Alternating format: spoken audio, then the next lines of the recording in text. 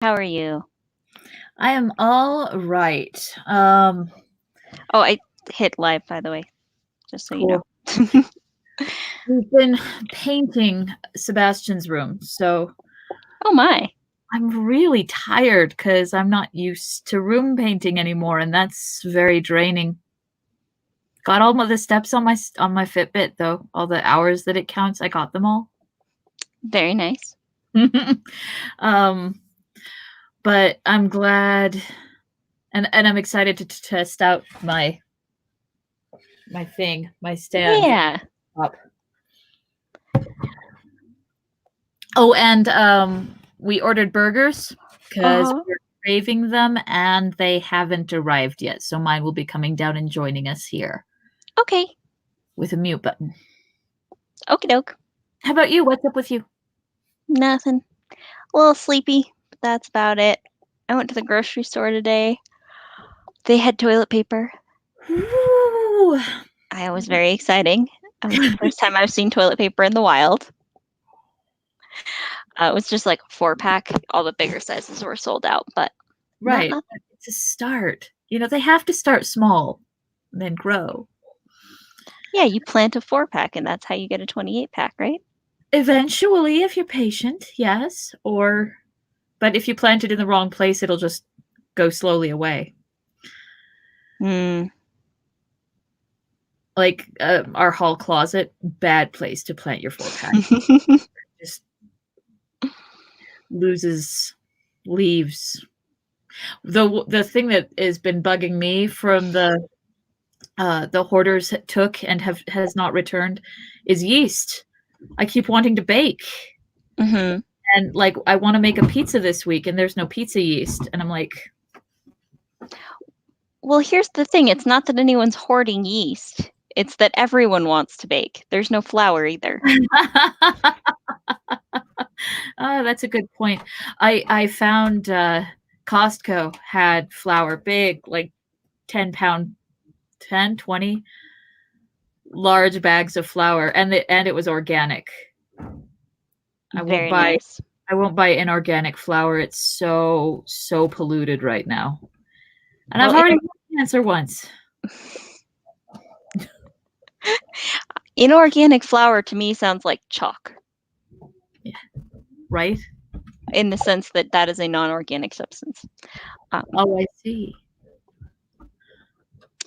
We have white flour, but we don't have any whole wheat or rye for the sourdough starter. And Sandy tried to feed it buckwheat, and it did not like that. Oh, no. I was thinking about doing my own sourdough starter, what with the lack of commercial yeast available, but I have trouble with houseplants.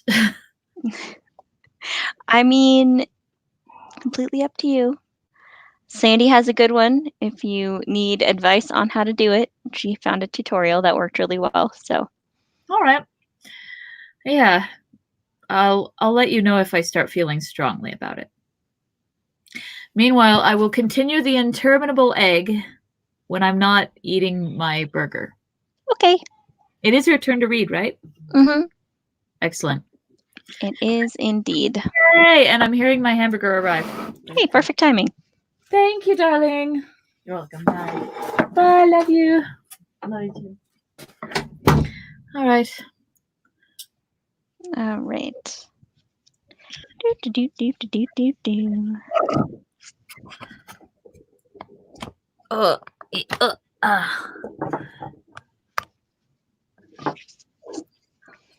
Yeah, actually, I don't know where I'm going to put my screen. I don't really need you to like look at my food as I'm lifting it off the plate or anything.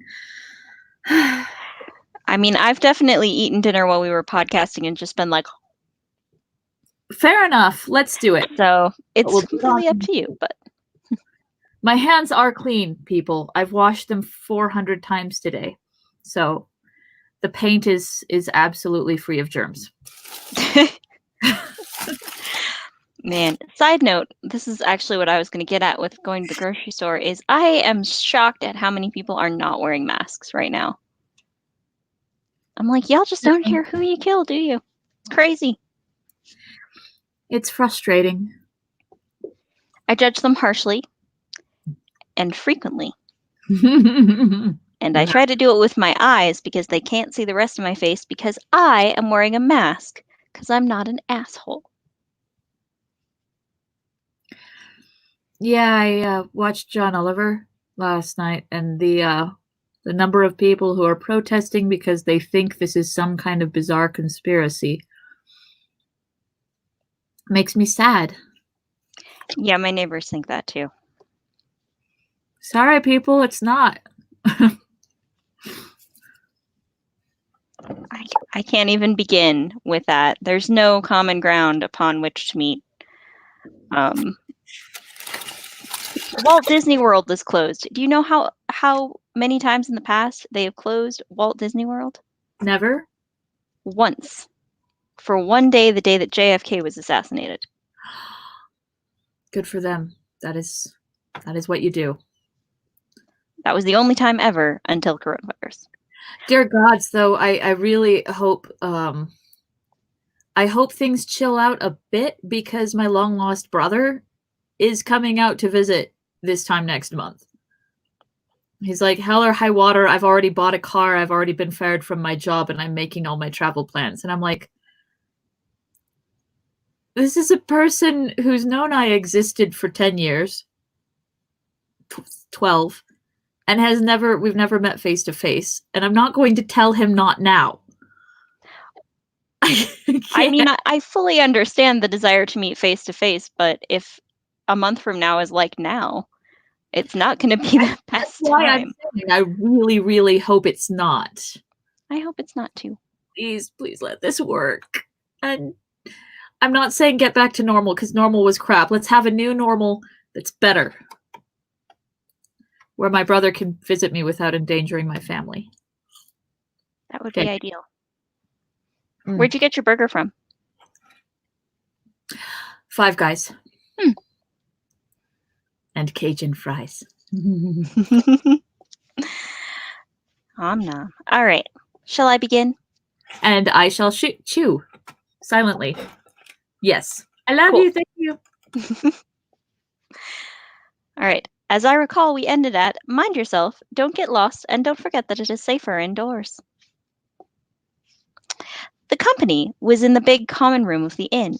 The gathering was large and mixed, as Frodo discovered when his eyes got used to the light. This came chiefly from a blazing log fire, for the 3 lamps hanging from the beams were dim and half veiled in smoke. Barlam Butterbur was standing near the fire, talking to a couple of dwarves and 1 or 2 strange-looking men. On the benches were... Oh! Side note. Hang on, I need to find something on Tumblr.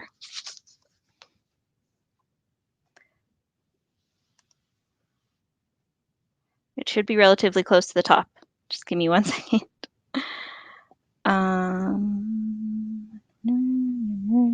It's about dwarves. This is why it came up. All right. I am listening. It may take me a second. It is farther down than I thought it was.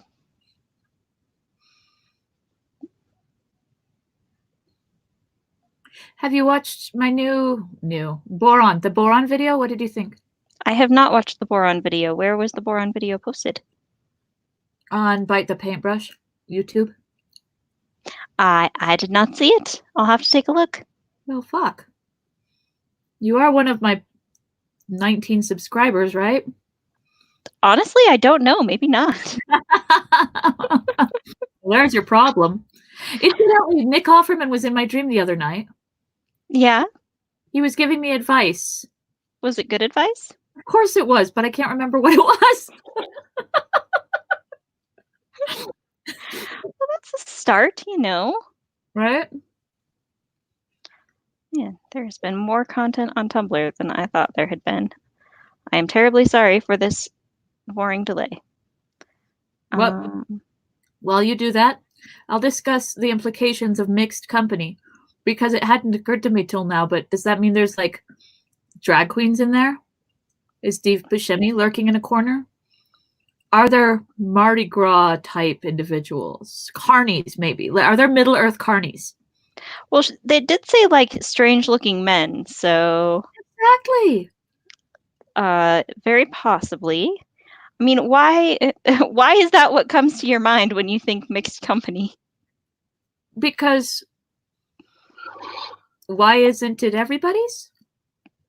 Mixed company is obligated to include drag queens, carnies, and whatever else I just said.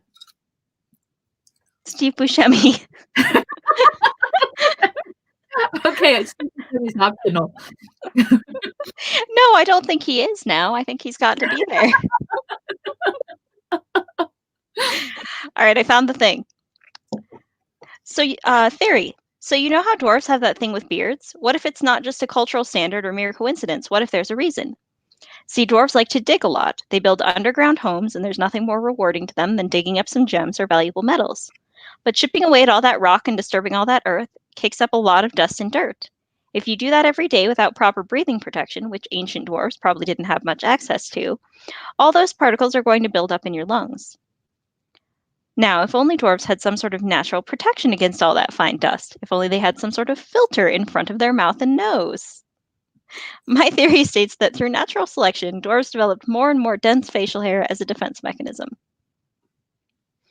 It should be noted that this interpretation also supports the female dwarves have beards too line of thought. It makes very little sense for half the population not to have long protection. Mm-hmm. This suggests that the microstructures of dwarf beard hair are a lot more complex than ordinary hair, possibly including skin oils or other compounds with antimicrobial properties. I could totally see that. Right. Yeah. Yeah, that makes perfect sense. Stone dust also is their thing. Like they're not just digging in dirt; they're digging stone. They're chiseling stone. They bury their dead in stone. Like it's a supreme insult for a Middle Earth dwarf to be buried in dirt. They don't do it. See, there you go.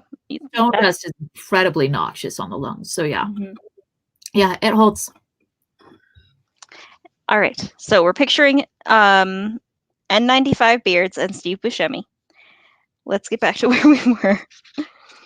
On the benches were various folk, men of Bree, a collection of local hobbits, sitting chattering together, a few more dwarves, drag queens, carnies, and other vague figures difficult to make out away in the shadows and corners. A man by the fire looked somewhat like Steve Buscemi. It flowed. I was planning it. Well done. As soon as the Shire hobbits entered, there was a chorus of welcome from the Breelanders. The strangers, especially those that had come up the Greenway, stared at them curiously. The landlord introduced the newcomers to the Bree folk so quickly that, though they caught many names, they were seldom sure who the names belonged to. The men of Bree all seemed to have rather botanical, and to the Shire folk rather odd names, like Rushlight, Goatleaf, Heathertoes, Appledore, Thistlewool, and Ferny, not to mention Butterbur. Some of the hobbits had similar names. The mugworts, for instance, seemed numerous. But most of them had natural names such as Banks, Brockhouse, Longholes, Sandheaver, and Tunnelly, many of which were used in the Shire. There were several Underhills from Staddle, and as they could not imagine sharing a name without being related, they took Frodo to their hearts as a long-lost cousin. The Bree hobbits were, in fact, friendly and inquisitive, and Frodo soon found that some explanation of what he was doing would have to be given. He gave out that he was interested in history and geography, at which there was much wagging of heads, although neither of those words were much used in the Bree dialect. He said he was thinking of writing a book, at which there was silent astonishment, and that he and his friends wanted to collect information about hobbits living outside the Shire, especially in the eastern lands. At this, a chorus of voices broke out. If Frodo had really wanted to write a book and had had many ears, he would have learned enough for several chapters in a few minutes. And if that was not enough, he was given a whole list of names, beginning with old Barlaman here, to whom he could go for further information. But after a time, as Frodo did not show any sign of writing a book on the spot, the hobbits returned to their questions about doings in the Shire. Oh, that's a mood. You're writing? Right here, right now. You're going to write a book, right? It's here, right? No.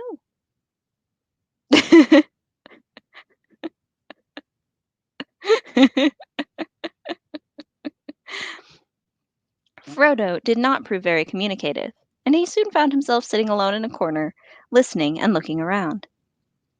The men and dwarfs were mostly talking of distant events and telling news of a kind that was becoming only too familiar. There was trouble away in the south, and it seemed that the men who had come up the Greenway were on the move, looking for lands where they could find some peace. The Bree folk were sympathetic, but plainly not very ready to take a large number of strangers into their little land. One of the travelers, a squint-eyed, ill-favored fellow, was foretelling that more and more people would be coming north in the near future. If room isn't found for them, they'll find it for themselves. They've a right to live, same as other folk, he said loudly. The local inhabitants did not look pleased at the prospect. Refugee crises as far as the eye can see. Yeah, I don't like the way refugees are being portrayed here. As inherently evil? As inherently evil, but let us remember that he's not a real refugee. He is faking his refugieness in order to spy out the land for Saruman. It's true. Yeah. Which, again, is like kind of a problematic portrayal of, some refugees could be spies for the enemy. Oh, Donald Ronald. Or people who want refugees to look bad are going to plant characters like this and be like, see, that's what a refugee looks like. Yep. Donald Ronald, your representation is bad. He's a 19th century white guy from England. I'm aware. Pretty enlightened for that time and that diet. Shoot. Starts with a D. Means a description of your type. Demographic. Thank you. Well, yes, but demographics don't improve unless we call them out on their shit. He can't improve. He's dead. It was philosophical. I'm aware that Tolkien is dead. I agree with you. Change happens because people refuse not to kick ass. No. Yeah. All right, anyways. The hobbits did not pay much attention to all this, and it did not at the moment seem to concern hobbits. Big folk could hardly beg for lodgings in hobbit holes. They were more interested in Sam and Pippin, who were now feeling quite at home and were chatting gaily about events in the Shire. Pippin roused a good deal of laughter with an account of the collapse of the roof of the town hall in Micheldelving. Micheldelving? Micheldelving? Michael Delving? Michelle Delving? I've always thought it was Michel. Michel. The one that I didn't say. Okay, in Micheldelving. Will Whitfoot, the mayor and the fattest hobbit in the West Farthing, had been buried in chalk and came out like a floured dumpling. But there were several questions asked that made Frodo a little uneasy. One of the Brelanders, who seemed to have been in the Shire several times, wanted to know where the Underhills lived and who they were related to. Suddenly Frodo noticed that a strange-looking, weather-beaten man, sitting in the shadows near the wall, was also listening intently to the hobbit talk. This was not Steve Buscemi. This was a different strange-looking, weather-beaten man. Although, that's an interesting headcanon for casting Aragorn.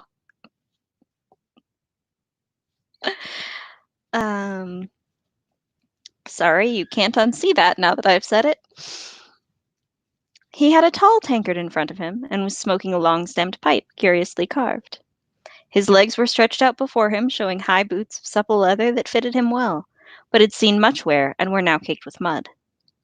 A travel-stained cloak of heavy dark green cloth was drawn close about him, and in spite of the heat of the room, he wore a hood that overshadowed his face, but the gleam of his eyes could be seen as he watched the hobbits. "Who is that?" Frodo asked, when he got a chance to whisper to Mr. Butterbur. "I don't think you introduced him." "Him?" said the landlord in an answering whisper, cocking an eye without turning his head. "I don't rightly know. He's one of the wandering folk, rangers we call them. He seldom talks, not but what he can tell a rare tale when he has the mind. He disappears for a month or a year, and then he pops up again. He was in and out pretty often last spring, but I haven't seen him about lately. What his right name is I've never heard. But he's known round here as Strider. Goes about at a great pace on his long shanks, though we don't tell nobody what cause he has to hurry. But there's no accounting for east and west, as we say in Bree, meaning the rangers and the shire folk, begging your pardon. Funny you should ask about him. But at that moment Mr. Butterbur was called away by a demand for more ale, and his last remark remained unexplained.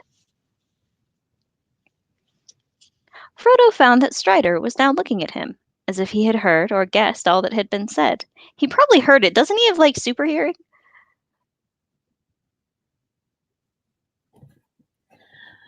Not super hearing, but like ranger hearing. So yeah, probably. Right, like keener eyes and sharper ears and the ability to magically heal people because he's a king and all of that stuff.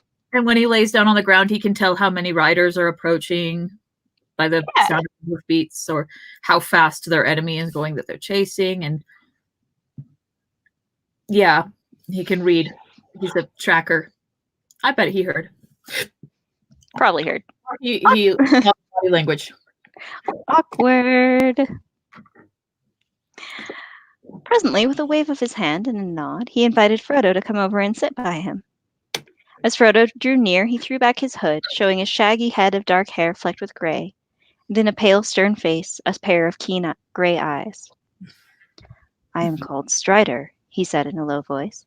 "I am very pleased to meet you, Master Underhill, if old Butterbur got your name right." Yeah, Gandalf chose him a shitty traveling name. Right, like it's making people more suspicious. Brilliant Brandybucks. He grew up in Brandy Hall. He could answer any question. Why didn't they just call him Brandybuck? Really, yeah, now that you think about it, like, that would have worked way better. It would have explained why he was traveling with Mary. Mary could be like, "Oh, yes, that's my cousin. Exactly. Ordo." Make up some shit. Right? He knows the whole family tree. It'd be fine. Gandalf is not really good at this, is what we're saying. Gandalf is very wise and very good at negging people, but he is a shit spy, which is why he's currently been caught by Saruman. Spoiler alert. Our entire podcast is rife with spoilers. I mean, I assume that people have seen it or read it. It's been 70 years since the book came out and 10 years, 20 years since the movie. Yeah. Yeah, if you haven't read it yet, you're not, that we're not hurting you. As an intrigant, Gandalf sucks. That was some excellent vocabulary. No, it wasn't. I'm impressed. Don't patronize me. No, I didn't. That's a new word to me. That's why I sound. That's why I sound defensive. I'm like, someone knows a word I don't know. Good job, Robin.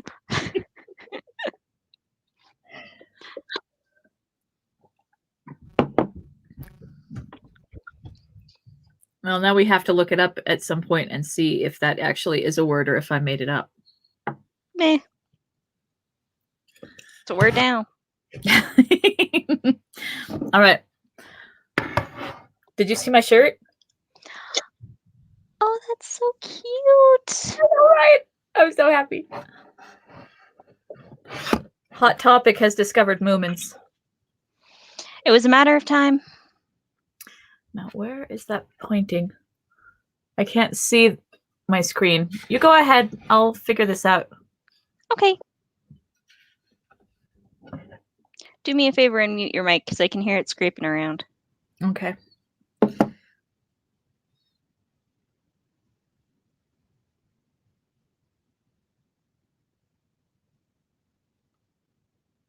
Okay, where was I? If old Butterbur got your name right. You're still muted. That's what I said. It'll only scrape for a second, and then I'll be able to like respond to you and stuff. Okay. There we go. Can you see the egg? Yes. Then we're good. Good. All right, let's see. He did, said Frodo stiffly. He felt far from comfortable under the stare of those keen eyes. Well, Master Underhill, said Strider, if I were you, I should stop your young friends from talking too much. Drink, fire, and chance meeting are pleasant enough, but well, this isn't the Shire. There are queer folk about. Though I say it as shouldn't, you may think, he added with a wry smile, seeing Frodo's glance. And there have been even stranger travelers through Bree lately, he went on, watching Frodo's face. Frodo returned his gaze but said nothing, and Strider made no further sign. His attention seemed suddenly to be fixed on Pippin. To his alarm, Frodo became aware that the ridiculous young Took, encouraged by his success with the fat mayor of Michel Delving, was now actually giving a comic account of Bilbo's farewell party. He was already giving an imitation of the speech, and was drawing near to the astonishing disappearance. Frodo was annoyed. It was a harmless enough tale for most of the local hobbits, no doubt. Just a funny story about those funny people away beyond the river. But some, old Butterbur, for instance, knew a thing or two, and had probably heard rumors long ago about Bilbo's vanishing. It would bring the name of Baggins to their minds, especially if there had been inquiries in Bree after that name. Frodo fidgeted, wondering what to do. Pippin was evidently much enjoying the attention he was getting, and had become quite forgetful of their danger. Frodo had a sudden fear that in his present mood he might even mention the ring, and that might well be disastrous. "You had better do something quick," whispered Strider in his ear. Frodo jumped up and stood on a table and began to talk. The attention of Pippin's audience was disturbed. Some of the hobbits looked at Frodo and laughed and clapped, thinking that Mr. Underhill had taken as much ale as was good for him. Frodo felt very foolish, and found himself, as was his habit when making a speech, fingering the things in his pocket. He felt the ring on its chain, and quite unaccountably the desire came over him to slip it on, and vanish out of the silly situation. It seemed to him. Tisk, tisk. So easily manipulatable. It seemed to him somehow as if the suggestion came to him from outside, from someone or something in the room. He resisted the temptation firmly, and clasped the ring in his hand as if to keep a hold on it, and prevent it from escaping or doing any mischief. At any rate, it gave him no inspiration. He spoke a few suitable words, as they would have said in the Shire. "We are all very much gratified by the kindness of your reception, and I venture to hope that my brief visit will help to renew the old ties of friendship between the Shire and Bree." And then he hesitated and coughed. Everyone in the room was now looking at him. "A song!" shouted one of the hobbits. "A song! A song!" shouted all the others. "Come now, master, sing us something that we haven't heard before." For a moment Frodo stood gaping. Then, in desperation, he began a ridiculous song that Bilbo had been rather fond of, and indeed rather proud of, for he had made up the words himself. It was about an inn, and that is probably why it came into Frodo's mind just then. Here it is in full. Only a few words of it are now, as a rule, remembered. "There is an inn, a merry old inn, beneath an old grey hill." No, it's there are bits that are important. Can you remember the bits that are important? To the story? Yeah. No. At least sing the verse about the cow jumped over the moon. Well, yeah, I was gonna. That's the last verse. I was gonna get to that. Okay. Cool. "With a ping and a pong, the fiddle strings broke, the cow jumped over the moon, and the little dog laughed to see such fun, and the Saturday dish went off at a run with the silver Sunday spoon." Oh, I guess it's the second to last verse. "The round moon rolled behind the hill as the sun raised up her head. She hardly believed her fiery eyes, for though it was day, to her surprise, they all went back to bed." There was loud and long applause. Frodo had a good voice, and the song tickled their fancy. "Where's old Barley?" they cried. "He ought to hear this. Bob ought to learn his cat the fiddle, and then we'd have a dance." See? They called for more ale, and then began to shout, "Let's have it again, master. Come on now, once more." They made Frodo have another drink, and then begin his song again, while many of them joined in, for the tune was well known, and they were quick at picking up words. It was now Frodo's turn to feel pleased with himself. Oh, I hate this bit so much. I know, it's so embarrassing. Can I just summarize it, because the secondhand embarrassment is going to really upset me? So basically what happens is he jumps too high and he falls off the table and the ring falls onto his finger and he vanishes. And everyone's like, immediately assume that they're like witches and stop talking to them and draw away muttering and go to Barlaman. Yeah. And Or- Strider is like, that was real dumb. What the hell were you doing? And Frodo's like, it was an accident. And yeah. He says, oh, you've put your foot in it, or should I say your finger? Not that Strider would use that tone of voice. Yes, exactly. That is in fact the quote, though. I've read it once or twice. I don't know how we could have ever known. All right, so then they all go to bed, much abashed, and Strider says he has to come and talk to them about a matter of importance. Okay. Chapter 10, Strider. Thank you for letting me condense that bit.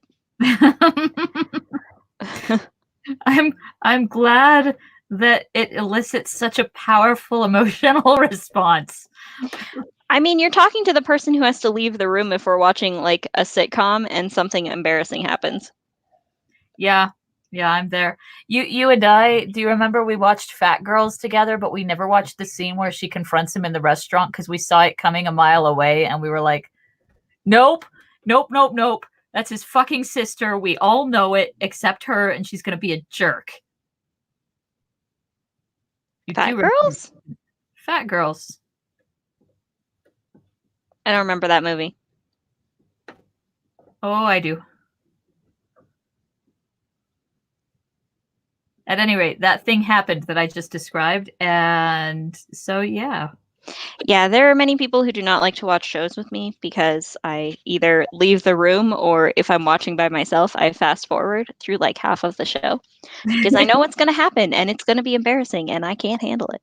I don't like embarrassment at all. It does not entertain me. Same. All right. Frodo, Pippin, and Sam made their way back to the parlor. There was no light. Merry was not there, and the fire had burned low.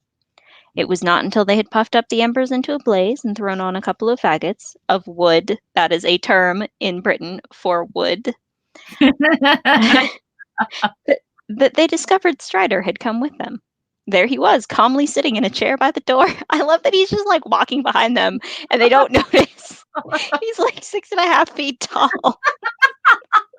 Just like walks in, sits down in a chair, chills, doesn't help with the fire at all. It's just like... That was just like, I'm here. Strider is also a dramatic hoe. He is a dramatic hoe. In fact, this scene really exemplifies that because he never once just says, well, he does eventually after half an hour, he says it, but his opening line ought to have been, I am Aragorn. I'm a friend of Gandalf's. I hope he mentioned me. I'm here to help you. Right. But there was no need for all of the mystery. There's none whatsoever. Yeah. Aragorn, your sense of drama overwhelmed your sense of not being an idiot.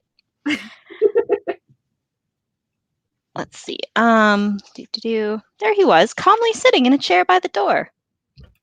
Hello, said Pippin. Who are you and what do you want? I don't know if I have Pippin's voice today, but it's fine. I'm called Strider, he answered. And though he may have forgotten it, your friend promised to have a quiet talk with me. You said I might hear something to my advantage, I believe, said Frodo. What have you to say? Several things, answered Strider. He also came from the Gandalf school of holding a conversation. Yep. I would so much rather intimate that I have information than actually give information. I postulate that Gandalf also is a dramatic hoe. How many of our protagonists are dramatic hoes? All of them. That's why they're protagonists. All right. But several things, answered Strider. But of course I have my price. What do you mean? Said Frodo sharply. Don't be alarmed. I mean just this. I will tell you what I know and give you some good advice, but I shall want a reward. And what will that be, pray? Said Frodo. He suspected now that he had fallen in with a rascal, and he thought uncomfortably that he had brought only a little money with him. All of it would hardly satisfy a rogue, and he could not spare any of it. No Incident, more. Hmm? never like I don't know what that line is about because that's the last time he spends money on this trip. The last time Frodo does? Yeah, paying off this shot at the inn. After that, it's not like Elrond charges them, or Lothlorien, or the Mines of Moria. Like there's no other place for him to spend money. Well, that's why he only brought a little bit. Like, he wasn't planning to need a lot. But he also wasn't planning to be blackmailed by some rando at the inn. So I think that's the concern. Anyway, go ahead. Sorry for the interruptees, except I'm not really. Yeah, don't be. No more than you can afford, answered Strider with a slow smile as if he guessed Frodo's thoughts. Just this. You must take me along with you until I wish to leave you. Oh, indeed, replied Frodo, surprised but not much relieved. Even if I wanted another companion, I should not agree to any such thing until I knew a good deal more about you and your business. Excellent! Exclaimed Strider, crossing his legs and sitting back comfortably. Such a douche. You seem to be coming to your senses again, and that is all to the good. You have been much too careless so far. Very well. I will tell you what I know and leave the reward to you. You may be glad to grant it when you have heard me. Go on, then, said Frodo. What do you know? Too much. Too many dark things. For fuck's sake, dude, just answer the question. I was pausing to be like, how much do you want to bet that he answers the question this time? But of course you knew that he does not.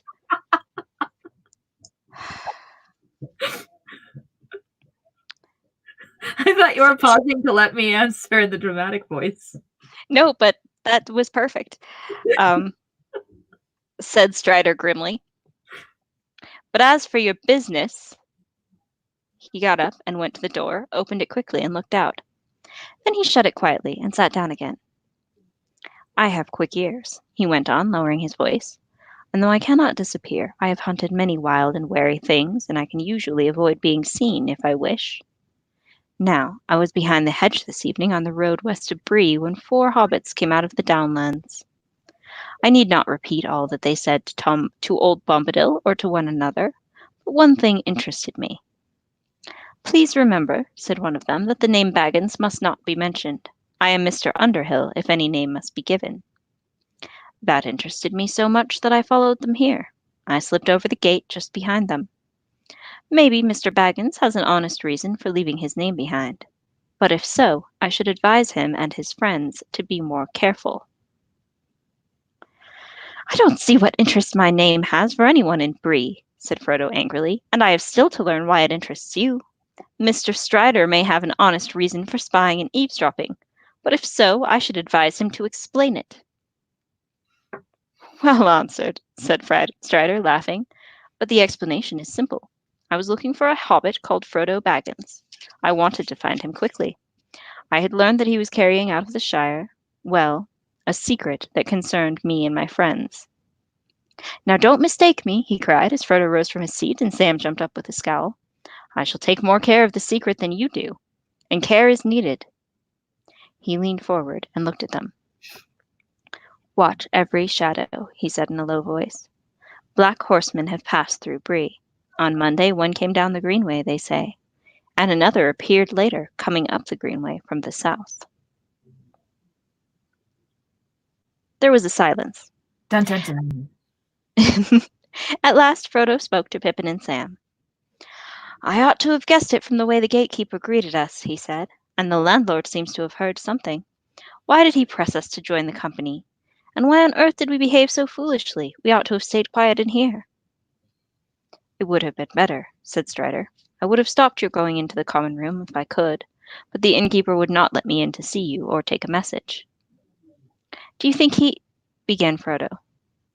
No, I don't think any harm of old Butterbur, only he does not altogether like mysterious vagabonds of my sort. Frodo gave him a puzzled look. Well, I have rather a rascally look, have I not?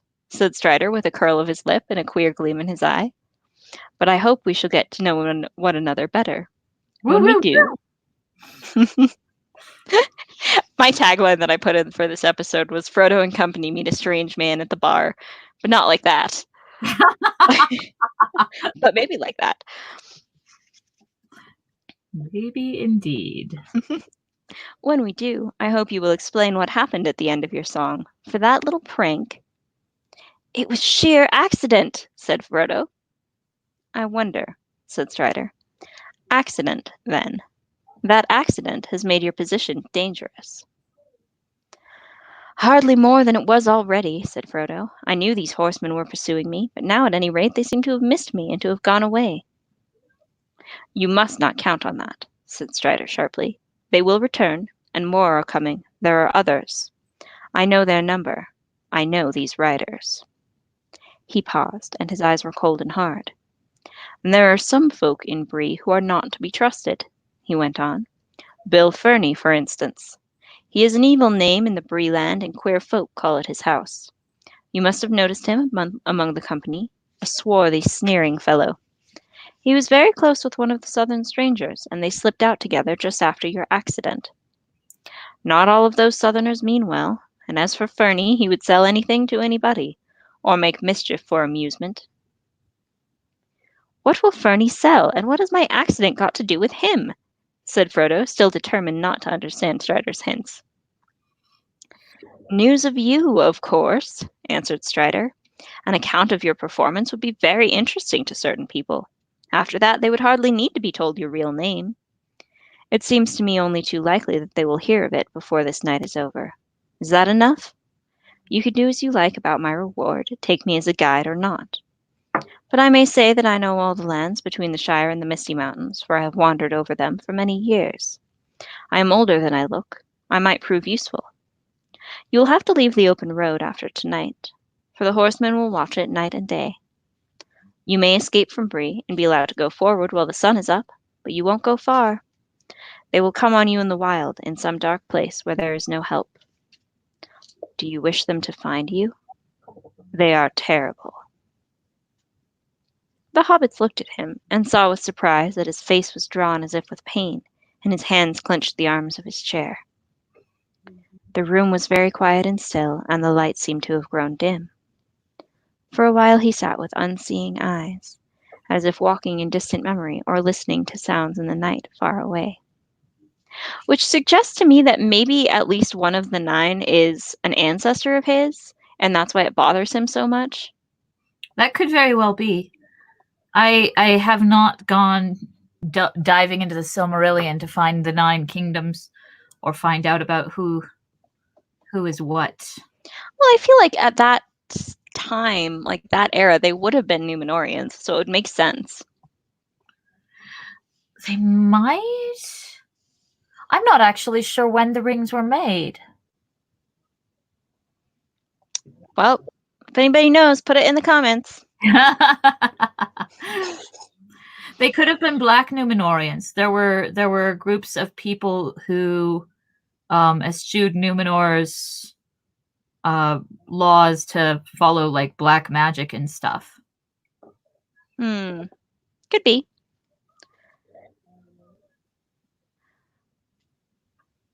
The hobbits looked at him, and blah, blah, his face was walking in distant memory, blah, blah, blah. There, he cried after a moment, drawing his hand across his brow. Perhaps I know more about these pursuers than you do. You fear them, but you do not fear them enough yet. Tomorrow you will have to escape, if you can. Strider can take you by paths that are seldom trodden. Will you have him? There was a heavy silence. Frodo made no answer. His mind was confused with doubt and fear. Sam frowned and looked at his master, and at last he broke out. With your leave, Mr. Frodo, I'd say no. This Strider here, he warns and he says take care, and I'd say yes to that, and let's begin with him. He comes out of the wild, and I never heard no good of such folk. He knows something, that's plain, and more than I like. But it's no reason why we should let him go on leading us out into some dark place far from help, as he puts it. Pippin fidgeted and looked uncomfortable. Strider did not reply to Sam, but turned his keen eyes on Frodo. Frodo caught his glance and looked away. No, he said slowly. I don't agree. I think I think you are not really as you choose to look. You began to talk to me like the Bree folk, but your voice has changed. Still, Sam seems right in this. I don't see why you should warn us to take care, and yet ask us to take you on trust.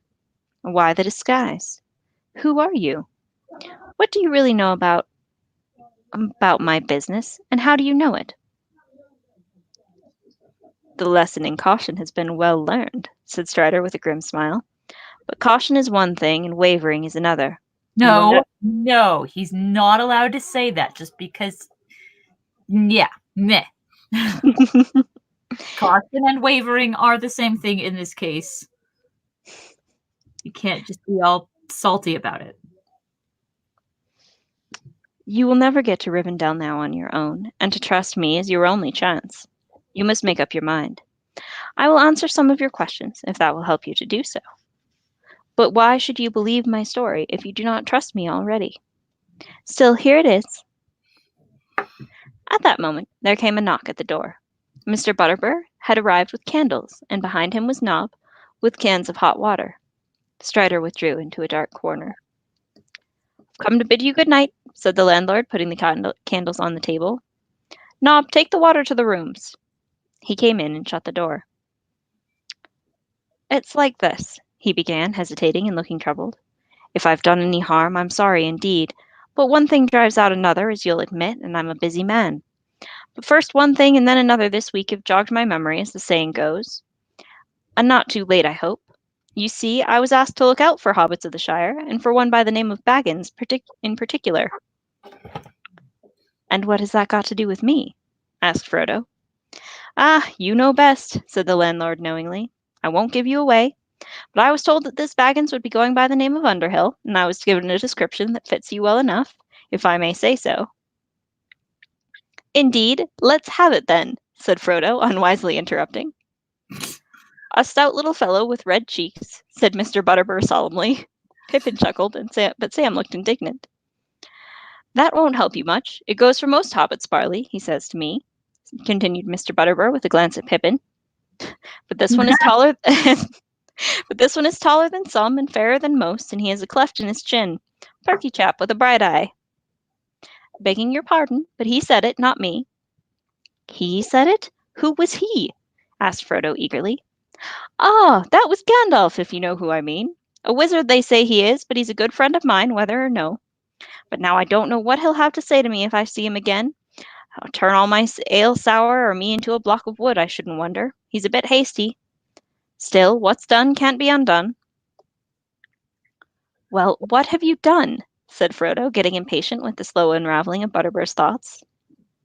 Where was I? Said the landlord, pausing and snapping his fingers. Ah, yes, old Gandalf. 3 months back, he walked right into my room without a knock. Barley, he says, I'm off in the morning. Will you do something for me? You've only to name it, I said. I'm in a hurry, said he, and I've no time myself, but I want a message took to the Shire. Have you anyone you can send or trust to go? I can find it someone, I said. Tomorrow, maybe, or the day after. Make it tomorrow, he says, and then he gave me a letter. It's addressed plain enough, said Mr. Butterbur, producing a letter from his pocket and reading out the address slowly and proudly, for he valued his reputation as a lettered man. Mr. Frodo Baggins, Bag End, Hobbiton, in the Shire. I'm looking for something. Hang on. Yeah, this was 3 months ago. Ah. A letter from me from Gandalf? Cried Frodo. Ah, said Mr. Butterbur. Then your right name is Baggins. It is, said Frodo, and you had better give me that letter at once and explain why you never sent it. That's what you came to tell me, I suppose. You've taken a long time to come to the point. Poor Mr. Butterbur looked troubled. You're right, master, he said, and I beg your pardon. And I'm mortal afraid of what Gandalf will say if harm comes of it. But I didn't keep it back a purpose. I put it by safe. Then I couldn't find nobody willing to go to the Shire next day nor the day after, and none of my own folk were to spare. And then one thing after another drove it out of my mind. I'm a busy man. I'll do what I can to set matters right, and if there's any help I can give, you've only to name it. Leaving the letter aside, I promised Gandalf no less. Barley, he says to me, this friend of mine from the Shire, he may be coming out this way before long, him and another. He'll be calling himself Underhill, mind that. But you need ask no questions, and if I'm not with him, he may be in trouble and he may need help. Do whatever you can for him, and I'll be grateful, he says. And here you are, and trouble is not far off, seemingly. What do you mean? Asked Frodo. These black men, said the landlord, lowering his voice. They're looking for Baggins. And if they mean well, then I'm a hobbit. It was on Monday, and all the dogs were yammering and the geese screaming. Uncanny, I called it. Nob, he came and told me that two black men were at the door asking for a hobbit named Baggins. Nob's hair was all stood on end. I bid the black fellows be off and slammed the door on them, but they've been asking the same question all the way to Archit, I hear. And that Ranger Strider, he's been asking questions too. Tried to get in here to see you before you'd had bite or sup, he did. He did, said Strider suddenly, coming forward into the light. Drama. Drama. And much trouble would have been saved if you had let him in, Bartleman. Butterman. Much trouble would have been saved if you had let him in, Bartleman. The landlord jumped with surprise. You, he cried. You're always popping up. What do you want now? He's here with my leave, said Frodo. He came to offer me his help. Well, you know your own business, may be, said Mr. Butterbur, looking suspiciously at Strider. But if I was in your plight, I wouldn't take up with a ranger. Then who would you take up with? Asked Strider, a fat innkeeper who only remembers his own name because people shouted at him all day. They cannot stay in the pony forever, and they cannot go home. They have a long road before them. Will you go with them and keep the black men off? Girl? Mm-hmm. Oh, he went there. Me? Leave Bree? I wouldn't do that for any money, said Mr. Butterbur, looking really scared. But why can't you stay here quiet for a bit, Mr. Underhill? What are all these queer goings-on? What are these black men after, and where do they come from, I'd like to know? Way to not ask questions. He's not good at anything that Gandalf has asked him to do. I'm sorry, I can't explain it all, answered Frodo. I am tired and very worried, and it's a long tale. But if you mean to help me, I ought to warn you that you will be in danger as long as I am in your house. These black riders, I am not sure, but I fear, they come from Mordor, said Strider in a low voice. From Mordor, Bartleman, if that means anything to you. Technically Minas Morgul, but, that has much less meaning up here. Right. Okay, we have like a little over a page. Do you want to keep going or pause right here? Finish the page. We're doing okay. Cool. Save us, cried Mr. Butterbur, turning pale. The name evidently was known to him. That is the worst news that has come to Bree in my time. It is, said Frodo. Are you still willing to help me? I am, said Mr. Butterbur, more than ever, though I don't know what the likes of me can do against... He faltered. Against the shadow in the east, said Strider quietly. Not much. He also came from the Gandalf School of Negging. Not much, Bartleman, but every little helps. You can let Mr. Underhill stay here tonight as Mr. Underhill, and you can forget the name of Baggins till he is far away. I'll do that, said Butterbur, but they'll find out he's here without any help from me, I'm afraid. It's a pity Mr. Baggins drew attention to himself this evening, to say no more. The story of that Mr. Bilbo's going off has been heard before tonight in Bree. Even our Nob has been doing some guessing in his slow pate, and there are others in Bree quicker in the uptake than he is. Well, we can only hope the riders won't come back yet, said Frodo. I hope not, indeed, said Butterbur. But spooks or no spooks, they won't get in the pony so easy. Don't you worry till the morning. Nob will say no word. No black man shall pass my doors, while I can stand on my legs. Me and my folk will keep watch tonight. But you had best get some sleep if you can. In any case, we must be called at dawn, said Frodo. We must get off as early as possible. Breakfast at 6:30, please. Right, I'll see to the orders, said the landlord. Good night, Mr. Baggins. Underhill, I should say. Good night. Now, bless me, where's your Mr. Brandybuck?